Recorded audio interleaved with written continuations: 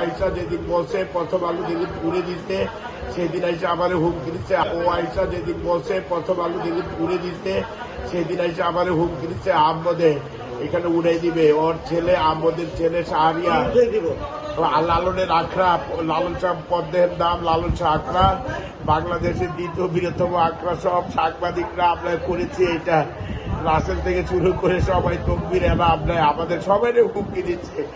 এই 6 মাস যাবৎ হুমকি ওরা দিচ্ছে। সরকারকে জানাইছি, স্থানীয় এমপি আশফাক আবদুল্লাহকে জানাইছি, আপনার কর্মী এই কাজগুলো করতেছে। আমরা সরকারি জায়গার উপরে সরকার জানে এই যে আমাদের এই আখড়াটা বিএনপির সবাই প্রতিষ্ঠিত হয়েছে। এখন এই আখড়াটার 20-22 বছর হয়ে গেছে। সেই আখড়াটার উপরে এরা হচ্ছে উগ্রবাদী টাইপের মানুষ। জাহাঙ্গীরে দাও দিয়ে প্রথম জাহাঙ্গীরে আজকে সকালে আসছে, এসে আমারে হুমকি দিল। জাহাঙ্গীর ওয়ার্ড বিএনপি সভাপতি।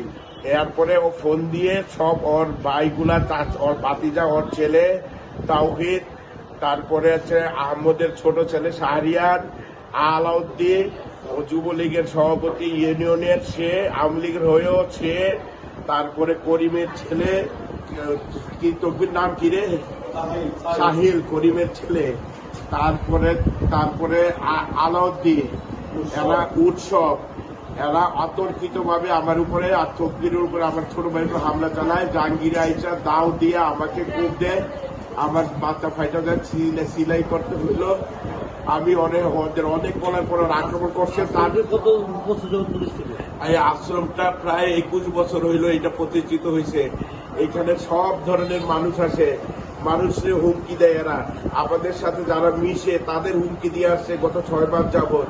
এই এলাকায় অনেকেই সাক্ষী দিবে, এরা আখড়াবাড়িটা খোলা দেখে গেটটা খোলাই দিছে, গেটটা খুলে দিয়ে যত অপকর্ম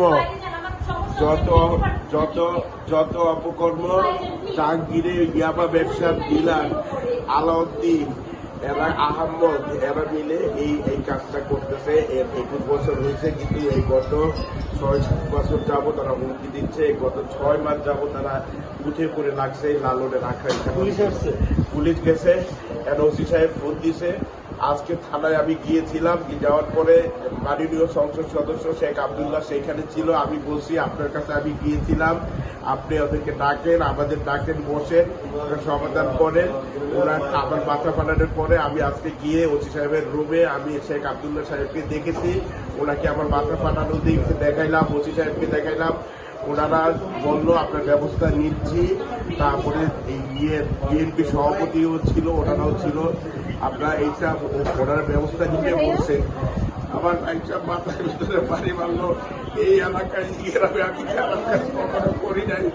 সব সাংবাদিকরা এই এলাকায় যায়, সাধারণ মানুষ আছে পুরো বাংলাদেশ থেকে লালনের আখড়াটায় আসে।